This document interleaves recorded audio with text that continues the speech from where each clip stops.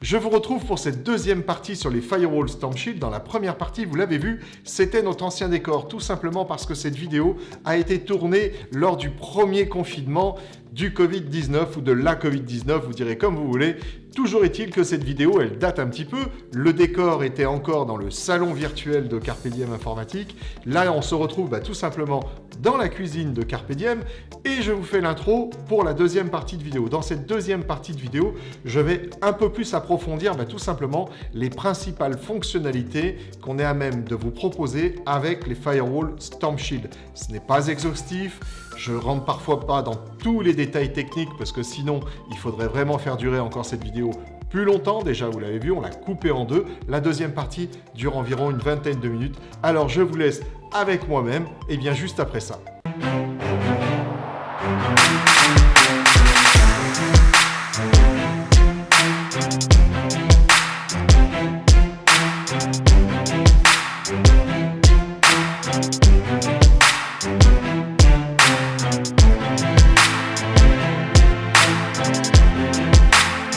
Alors, maintenant, on va descendre un petit peu plus bas dans le produit. À quoi sert un firewall? Parce que c'est une question qui nous vient souvent. Un firewall, comme son nom l'indique, en français, ça se dit pare-feu. Sa mission principale est d'éviter toutes les attaques qui viennent d'Internet. Et c'est aussi de filtrer tout ce qui serait site web piraté, tout ce qui serait mail avec des pièces jointes dangereuses, tout ce qui serait virus, etc. Pourquoi? Parce que justement, dans les Firewall Storm Shield, vous avez l'IPS. Et l'IPS est un système qui permet à un firewall tout simplement d'aller analyser chaque trame, chaque, on va dire, communication. Je vais simplifier un peu, vous m'en voudrez pas. Le firewall va examiner tout ce qui rentre, tout ce qui provient d'Internet, va ouvrir plus ou moins le contenu de ce qui arrive et va aller analyser avec l'IPS, qui est un système donc qui prévient en fait les intrusions, tout simplement en examinant le contenu. Si le contenu est sain et non dangereux, il le laisse passer. S'il trouve à l'intérieur des choses dangereuses, et bien dans ce cas-là, il va les bloquer. Alors, c'est la première mission de votre firewall, c'est de faire plus que ferait un simple routeur. Donc la mission va être d'aller protéger le réseau de l'entreprise de toutes les tentatives d'intrusion et de toutes les attaques. Car dans votre entreprise, même si aujourd'hui, avec, on va dire, le cloud qui s'impose de plus en plus, on peut avoir moins d'infrastructures au sein d'une entreprise, il est quand même assez fréquent qu'on ait encore un serveur, tout simplement, pour gérer une authentification locale, c'est-à-dire l'annuaire dans le monde de Windows, c'est l'Active Directory.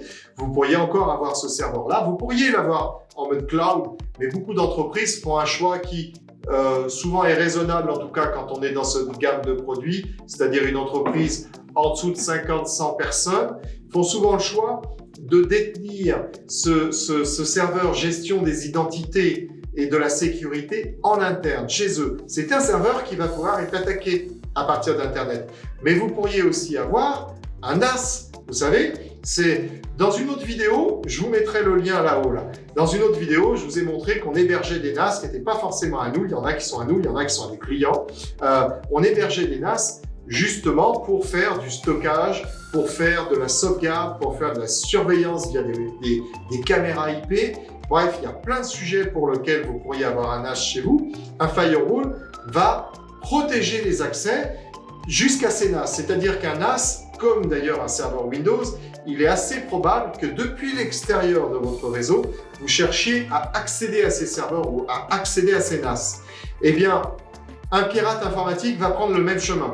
Souvent, quand on va voir une entreprise qui est, on va dire, soit d'une taille entre 10, 30, 40 utilisateurs. Au-dessus, normalement, on nous dit plus on nous fait plus ce type de remarques, on va dire.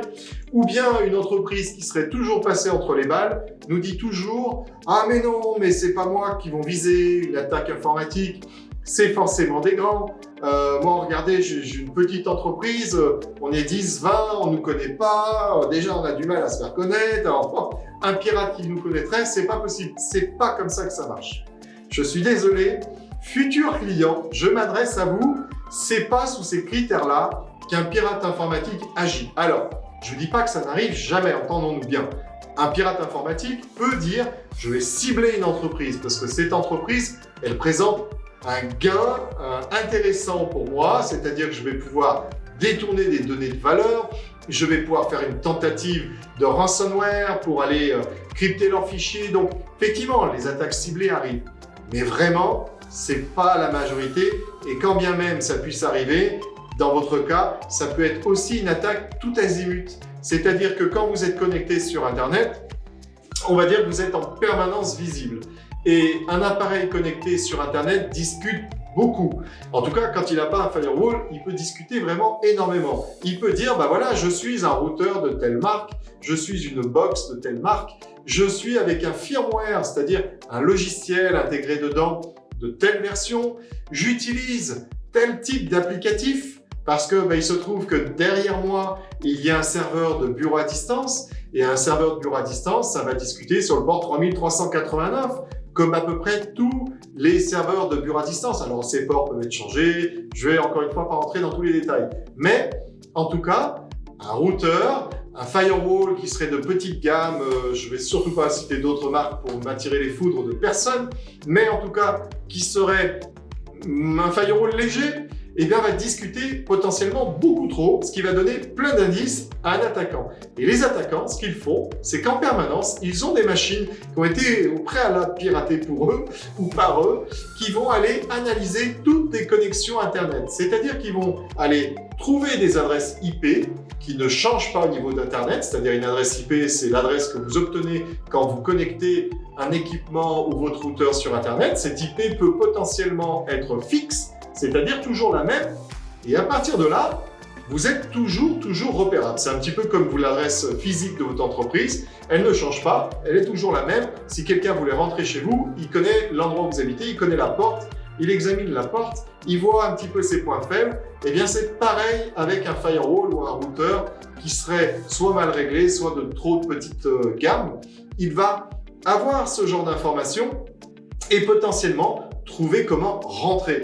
Et il ne va pas chercher si c'est une grosse société ou une petite. Non, il va tout simplement voir que cette société a de l'informatique qui discute trop et qui est assez vulnérable pour pouvoir rentrer. Et c'est comme ça qu'une attaque est menée 8 fois sur 10. La mission du firewall, c'est à l'inverse d'un routeur qui ne ferait qu'une seule chose, c'est de dire, moi on m'a demandé, je reprends toujours le bureau à distance, d'autoriser le bureau à distance depuis Internet vers le serveur qui est chez nous. Et dès qu'il y a quelqu'un qui arrive sur le bon port de communication, je le laisse rentrer parce que finalement, c'est ce qu'on m'a dit de faire. Voilà.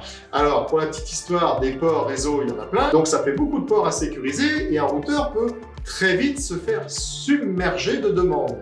C'est là aussi une différence entre un firewall et un routeur, c'est qu'un firewall de bonne facture, en tout cas, assurément les firewalls StormShield, quand ils ont été bien dimensionnés par rapport à la taille de votre entreprise, ils vont savoir vous protéger sur l'ensemble de ces ports.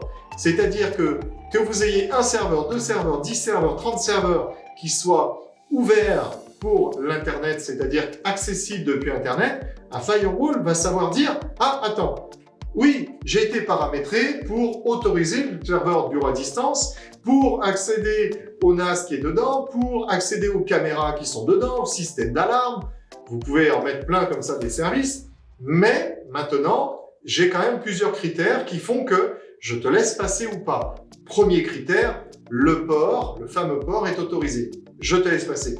Deuxième critère, tu viens avec, on va dire, une connexion réseau qui me paraît saine. C'est l'IPS qui rentre en compte à partir de là. C'est-à-dire que là, il va dire « Oui, ta connexion me paraît propre, je te laisse passer. » Mais ensuite, on va pouvoir aussi savoir si, par exemple, cette connexion vient de l'autre bout du monde. Les firewalls StormShield, on va pouvoir géolocaliser les adresses IP. C'est-à-dire que si cette personne vient prendre contrôle d'une de vos caméras qui sert à surveiller vos locaux, mais que cette personne-là, elle est en Chine, je ne sais pas moi, en Russie, au Japon, au Vietnam, dans un pays d'Afrique du Sud, or vous n'êtes jamais dans ces pays-là, eh bien le firewall, on va pouvoir lui dire, là, non, tu ne réponds pas. Ok, ton port est ouvert, ok, la connexion semble propre, mais le distant, celui qui essaye de rentrer, ne vient pas d'un pays autorisé. Je t'interdis. Ça commence à être un petit peu plus compliqué comme mission. Et là, seul un firewall de ce type-là va vous permettre d'avoir ce genre de finesse. Et enfin, vous avez tout simplement une attaque. C'est-à-dire que là, l'IP, elle est bel et bien française, le port, il est bel et bien ouvert, mais par contre, très clairement, il y a ce qu'on appelle une attaque par déni de service qui peut être menée, c'est-à-dire qu'on essaye de submerger de demandes votre firewall. À partir de là, vous pouvez programmer en quelque sorte un blocage par le firewall qui va protéger cet accès et dire là, non, c'est pas possible, je ne réponds pas, c'est du déni de service, je vois que c'est une attaque, je vais bloquer tout ça. Ça, c'est l'IPS qui va rentrer vraiment en ligne de compte. Mais l'IPS ne va pas s'arrêter là. Vous allez avoir une ribambelle de protection sur tous les protocoles que vous pourriez utiliser en informatique. Alors, quand je dis vous, ça sera vous ou les services que vous hébergez chez vous. Une autre, on va dire plutôt, fonctionnalité que vous pouvez retrouver à travers un firewall, c'est gérer votre bande passante. Car tout à l'heure, je vous ai indiqué, sur le connecteur qui est ici, on va y mettre votre connexion Internet. Mais votre connexion, elle peut être petite, elle peut être grosse, mais surtout, elle peut être très utile pour, on va dire, vraiment l'usage important qui se passe au niveau de votre entreprise avec des collaborateurs qui ont besoin d'accéder à des sites Internet ou bien accéder à un logiciel de gestion qui est à distance dans le cloud, etc. Il va donc falloir, à un moment donné, on va dire s'occuper un petit peu des flux. Qu'est-ce qui passe sur ma connexion? Qu'est-ce qui sort? Qu'est-ce qui rentre? Est-ce légitime? Est-ce que je tolère tous les flux? Alors, on va aller un petit peu dans le vif du sujet et je ne vais pas me faire des amis, tant pis. Par exemple, est-ce que j'autorise YouTube toute la journée? Alors YouTube, chaîne Carpe Diem Informatique, il faut mettre une exception. Là, l'autorisation, c'est oui, il peut. Mais sinon, pour les autres chaînes, est-ce qu'il peut, est-ce qu'il peut pas? Ça sera à vous de décider si, quand bien même la chaîne Carpe Diem Informatique est très intéressante, est-ce qu'il peut y passer beaucoup de temps? Est-ce que ça peut occuper beaucoup de bandes passantes? C'est-à-dire, si vous avez, imaginons, un abonnement de 100 mégas, c'est déjà un abonnement qui est correct, 100 mégas de bande passante, c'est bien, vous devez avoir sans doute une petite fibre optique, mais 100 mégas, si on est 10 derrière ou 15 derrière, et que beaucoup de gens font du YouTube, du Facebook, du web, du download, du streaming, des envois de fichiers, du WeChat, du Snapchat, bref, vous l'avez compris, les usages sur Internet peuvent être nombreux et surtout très gourmands. Eh bien, un firewall va vous permettre de dire « Ok, on peut aller sur ce type de flux, on peut les utiliser, on peut aller sur ce type de site web, mais par contre, je vais limiter l'usage. » Alors, limiter l'usage, on a plein de façons de le faire. Soit on peut limiter l'usage déjà sur le débit, c'est-à-dire dire sur ce type de flux, moi je veux autoriser 2 mégas, 3 mégas, 5 mégas, 10 mégaoctets. Ça va dépendre un petit peu de la taille globale de votre lien Internet. Je vais en autoriser une partie. Mais on va pouvoir aussi dire, bon, ok, nous dans notre métier, je ne sais pas, moi on n'a vraiment pas besoin de YouTube.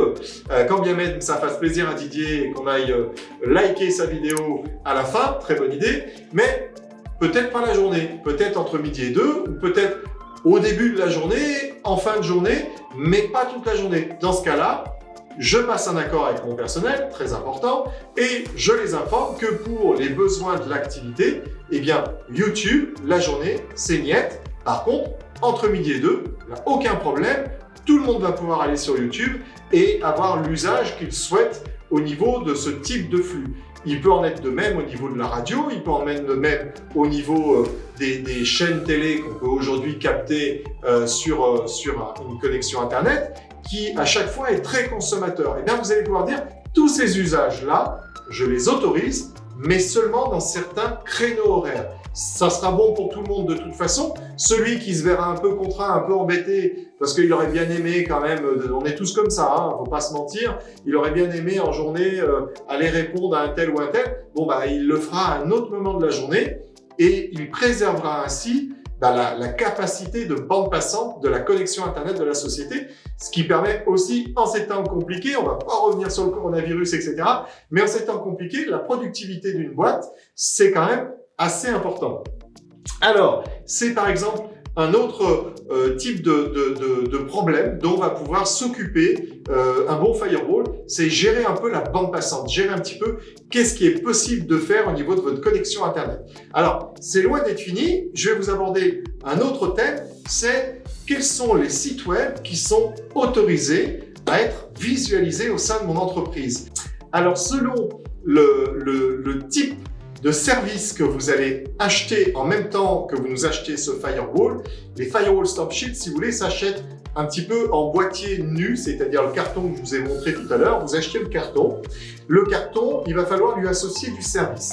Ce service peut par exemple comprendre bien tout simplement le filtrage web. Le filtrage web, ça va vous permettre à vous, responsable informatique ou chef d'entreprise, de dire bon, moi, tout ce qui est déjà illicite, site, on va dire, de sexe, site de violence, site de tous les sites que j'aimerais pas voir utilisés au sein de mon entreprise, je les bannis. Et dans ce cas, on a une liste qui est mise en permanence à jour, qui va nous permettre de dire, eh ben voilà, tous les sites qui rentrent dans cette catégorie n'ont pas lieu d'être au sein de ma connexion, n'ont pas lieu d'être au sein des postes de travail, donc je les interdis. De la même façon, on peut dire je les interdis sur des créneaux horaires et pas sur l'ensemble de la journée. Ça, c'est vraiment, on va dire, une discussion en interne à avoir et être d'accord sur ce qui doit être fait ou pas. Et nous, dans ce cas-là, on mettra en application tout simplement votre réglementation à vous, la réglementation interne de l'entreprise.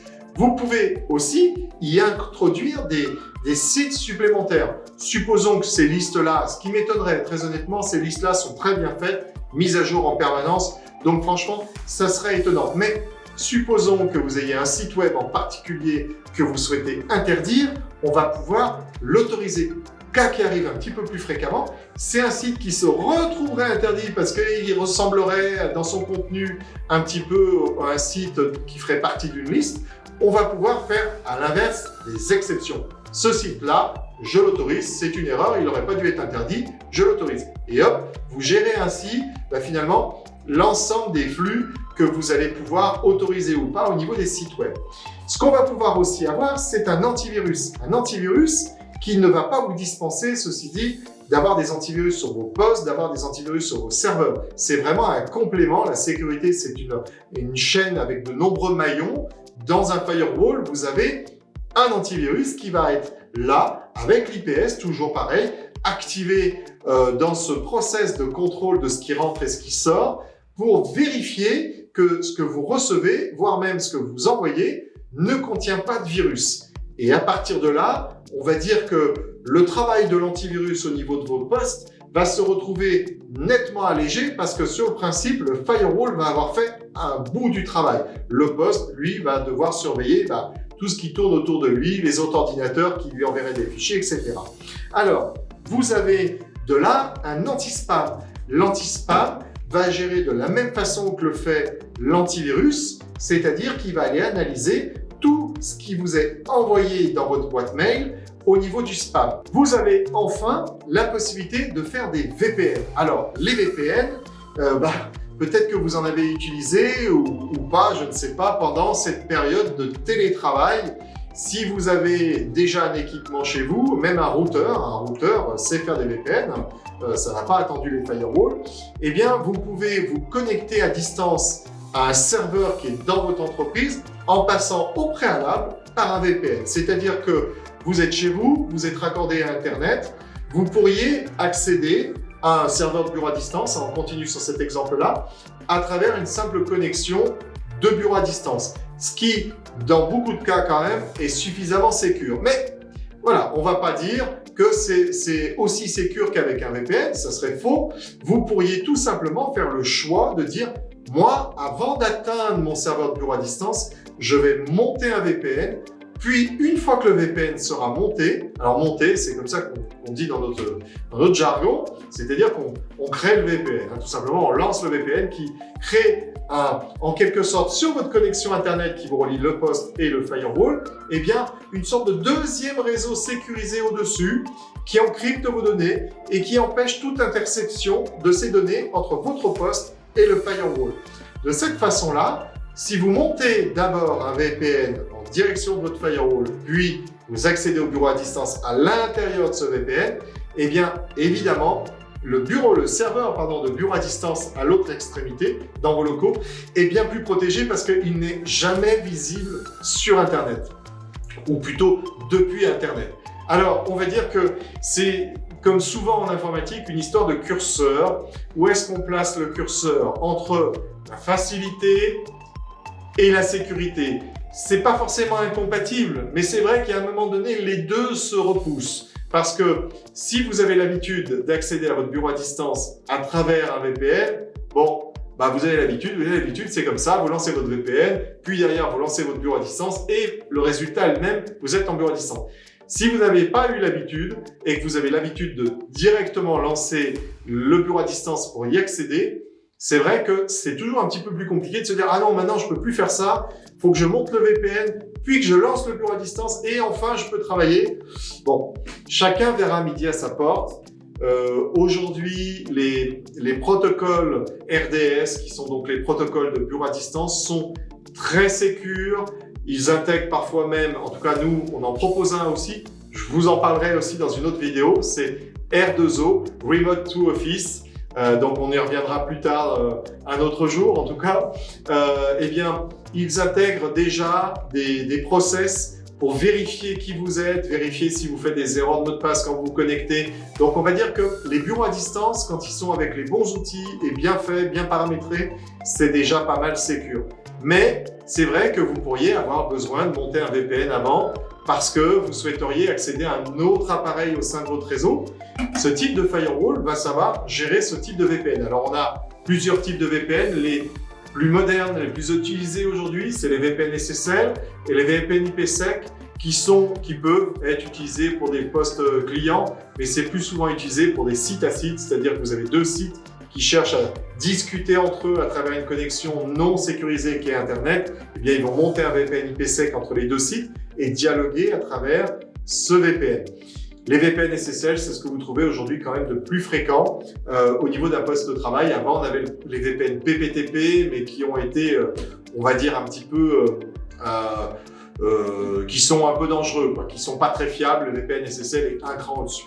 Alors, qu'est-ce que je vous ai pas dit? Ce que je vous ai pas dit, c'est que toute cette technologie qui finalement protège vos postes et vous permettent de gérer ce qu'on fait avec votre connexion Internet, c'est encapsulé dans l'IPS de StormShield. L'impact sur les firewalls StormShield est quasi nul. C'est-à-dire qu'on peut vite se dire « Oui, mais tous ces traitements, ça va me baisser la vitesse de ma connexion Internet. » Pas avec du matériel StormShield.